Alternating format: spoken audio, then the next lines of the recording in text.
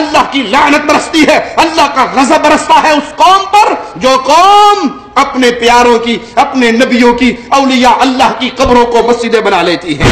ابو لؤلؤ مجوسی سے محبت یہ دلیل ہے کہ رافضیت مجوسیت کا مذہب ہے، مجوسیت کے دین پہ ہے اور اسی مذہب پہ چل رہی ہے جس میں ابو لؤلؤ مجوسی چلا کرتا تھا۔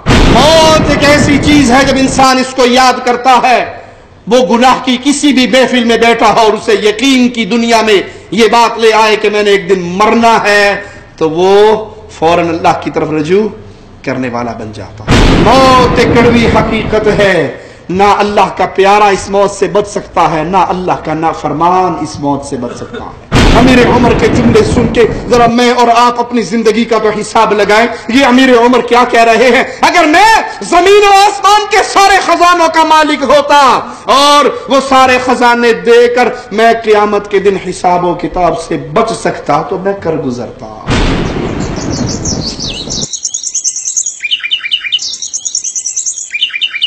السلام علیکم ورحمۃ اللہ وبرکاتہ۔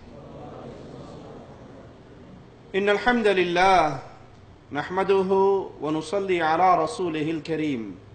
اعوذ باللہ من الشیطان الرجیم، بسم اللہ الرحمن الرحیم۔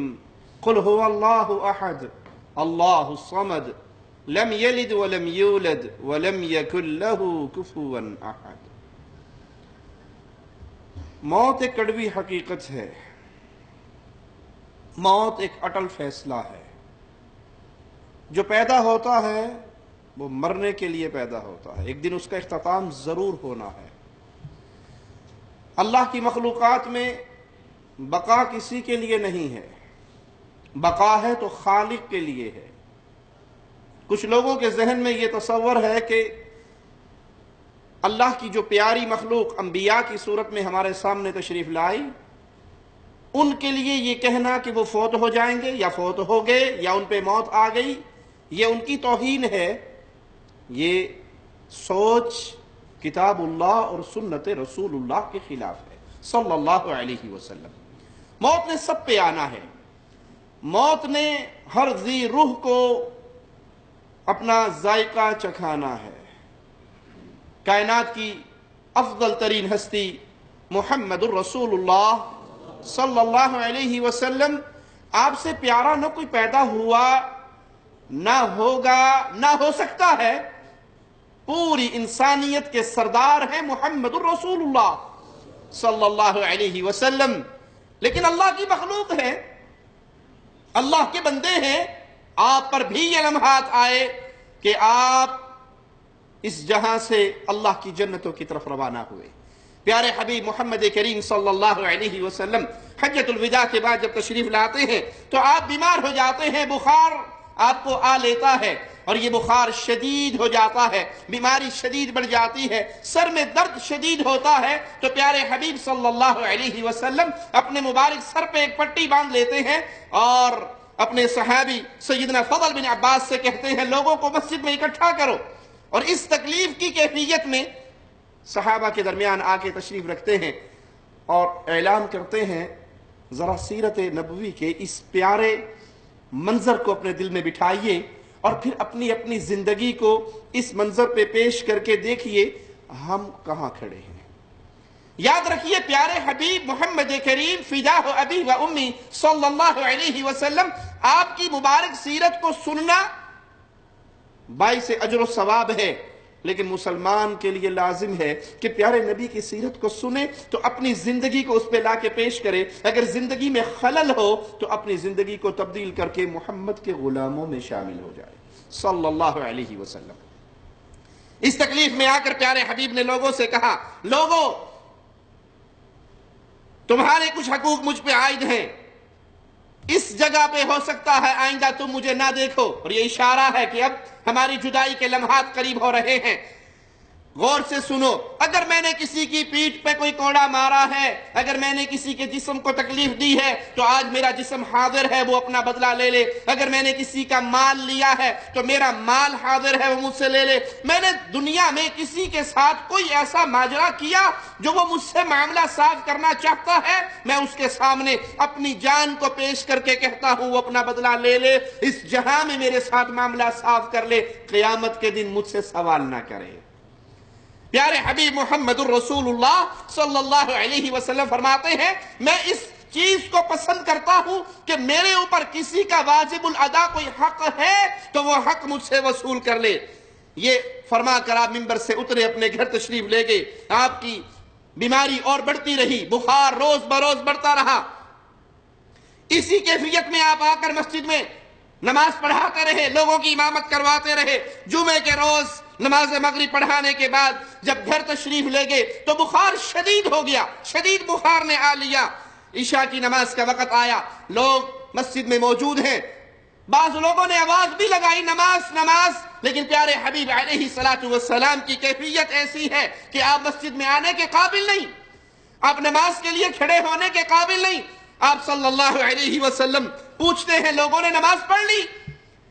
جواب ملتا ہے یا رسول اللہ صلی اللہ علیہ وسلم آپ کا انتظار ہو رہا ہے۔ پیارے حبیب علیہ السلام پانی منگواتے ہیں مختلف کنووں کا اور کہتے ہیں یہ پانی میرے اوپر بہا دو۔ وہ پانی پیارے حبیب علیہ السلام پہ بہایا جاتا ہے۔ بخار کی شدت کچھ کم ہوتی ہے تو رسول کریم صلی اللہ علیہ وسلم اٹھنے کا ارادہ کرتے ہیں کہ میں آؤں اور لوگوں کو نماز پڑھاؤں، اور اسی حالت میں آپ پہ پھر غشی طاری ہو جاتی ہے، بے ہوش ہو جاتے ہیں۔ ہوش میں آتے ہی آقا علیہ السلام سوال کرتے ہیں اصلی الناس؟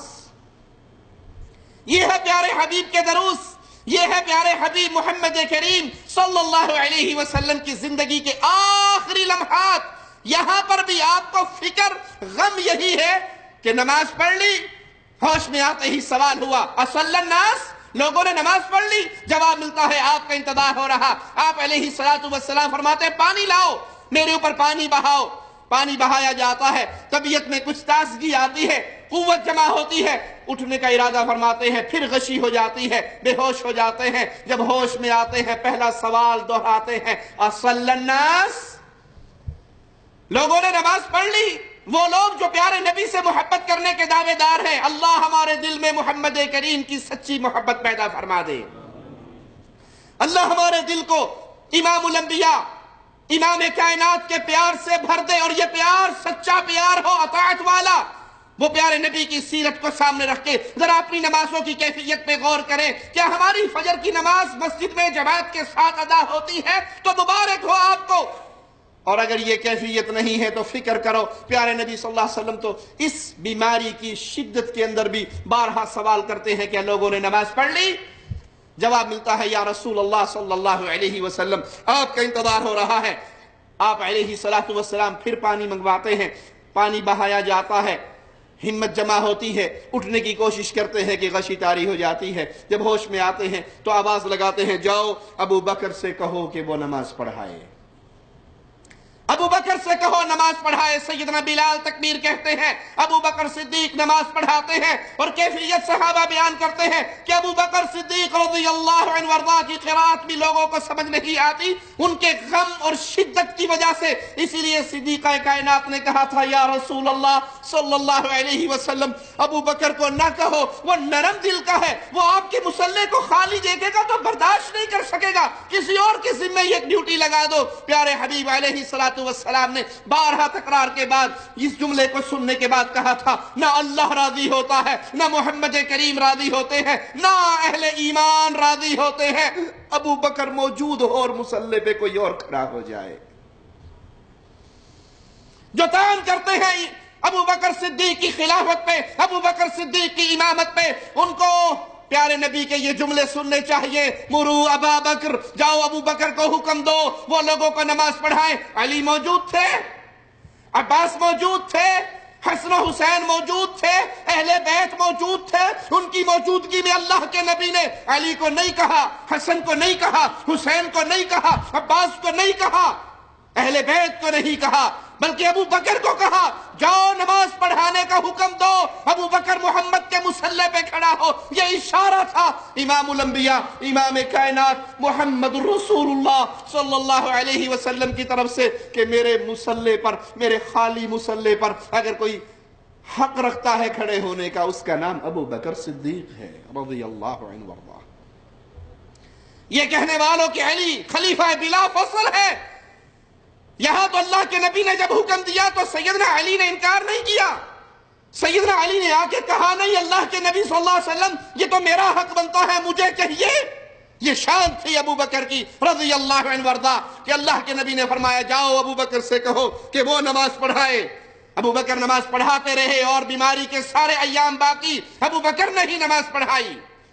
ایک موقع پر رسول اللہ صلی اللہ علیہ وسلم صحابہ کے کندھوں کا سہارا لے کر، سیدنا علی کے کندھے کا سہارا لے کر اس پردے تک آتے ہیں جو پردہ آپ کے اور مسجد کے درمیان حائل تھا، اور پردہ ہٹا کر دیکھتے ہیں آپ کے صحابہ، آپ کے ساتھی، آپ کے شاگرد نماز پڑھ رہے۔ پیارے حبیب کا چہرہ مسکراتا ہے، اور کیوں نہ مسکرائے، میرے رسول کا کوئی شاگرد بھی ایسا نہیں تھا جو فجر کی نماز پہ گھر سو رہا ہو صلی اللہ علیہ وسلم۔ آپ کے سارے ساتھی مسجد کے اندر موجود، یہ باغ لہلہا رہا تھا، یہ باغ کھلا ہوا تھا، یہ سبزہ پیارے نبی کی آنکھوں کو ٹھنڈک دے رہا تھا، آپ کا باغ ہرا اور بھرا تھا۔ آج جو رسول صلی اللہ علیہ وسلم کے صحابہ پر تان کرتا ہے اسے یاد رکھنا چاہیے مصطفیٰ نے دنیا چھوڑی اپنے سارے صحابہ سے راضی تھے۔ یہ کہنے والوں کہ نبی کی وفات کے بعد سارے صحابہ نعوذ باللہ مرتد ہو گئے تھے، تمہارا اسلام سے کوئی رشتہ نہیں، کیونکہ مصطفیٰ کی جماعت وہ جماعت تھی جس نے پیارے نبی سے دین سیکھا تھا، پیارے نبی کی شاگردی کی تھی، پیارے نبی کے سامنے بیٹھے تھے، پیارے نبی کی صحبت پائی تھی۔ صحابہ پہ تان کرنے والوں، تمہارا تان تو خود محمد الرسول اللہ پر ہے کہ نبی کے صحابہ ایسے تھے، نبی کی آنکھیں بند ہوتے ہی وہ مرتد ہو گئے تو استاد فیل ہو گیا، جس نے سال ہر سال شاگرد تیار کیے اور وفات کے ساتھ ہی وہ سارے دوبارہ کافر ہو گئے۔ تم اصل میں صحابہ کو گالی نہیں دے رہے، محمد الرسول اللہ کو گالی دے رہے صلی اللہ علیہ وسلم۔ پیارے حبیب علیہ السلام اسی کیفیت میں آسمان سے موت کا فرشتہ اترتا ہے، آپ علیہ السلام کے قریب ایک پانی کا پیالہ رکھا ہوا، آپ اپنے ہاتھ کو پانی کے پیالے میں ڈالتے ہیں اور گھبراہٹ کی وجہ سے اس ٹھنڈے پانی کو اپنے چہرے پر پھیرتے ہیں۔ پیارے حبیب علیہ السلام کی مبارک زبان حرکت میں آتی ہے، فرماتے ہیں لا الہ الا اللہ ان للموت سکرات، موت کی بڑی سختی ہے، موت بڑی شدید ہے۔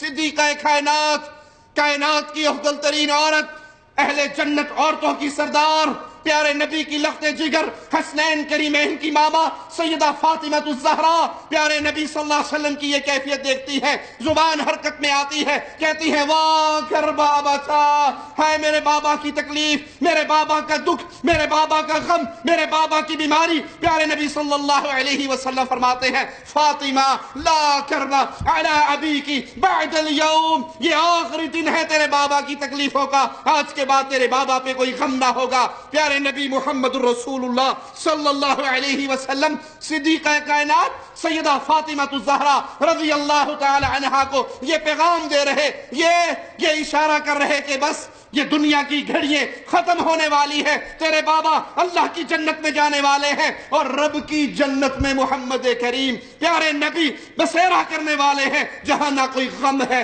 جہاں نہ کوئی دکھ ہے، جہاں نہ کوئی تکلیف ہے، بلکہ اللہ کی رحمتوں میں آنے والے ہیں۔ اس بیماری کی کیفیت میں پیارے نبی کے جملوں کو سنیے، اس آخری لمحات کی وصیتوں میں پیارے نبی کی وصیت کو سنیے۔ آپ فرماتے ہیں لعن اللہ الیہود والنصارى، اللہ لعنت کر یہودیوں پر، اللہ لعنت کر عیسائیوں پر، اتخذوا قبور انبیائہم مساجد، وہ پیارے حبیب جس نے طائف میں پتھر کھانے کے بعد بھی لعنت نہ کی، اپنی قوم کی ہدایت کے لیے دعا کی، اے اللہ میری قوم کو ہدایت دے دے، میری قوم مجھے پہچانتی نہیں۔ آج آخری لمحات میں بستر کے اوپر زبان مبارک حرکت میں آ رہی اور یہود و نصارہ کے لیے لعنت کا پیغام سنا رہی۔ وہ کیا جرم تھا یہود و نصارہ کا جس پہ پیارے نبی اتنے غضبناک ہوئے، کہ آخری لمحات پہ بھی یہود و نصارہ پر لعنت کرتے ہوئے دنیا سے رخصت ہوئے، وہ جرم بیان کیا آپ نے، اتخذوا قبور انبیائہم مساجد، ان ظالموں نے، یہود و نصارہ نے اپنے انبیاء کی قبروں کو عبادت گاہیں بنا لیا۔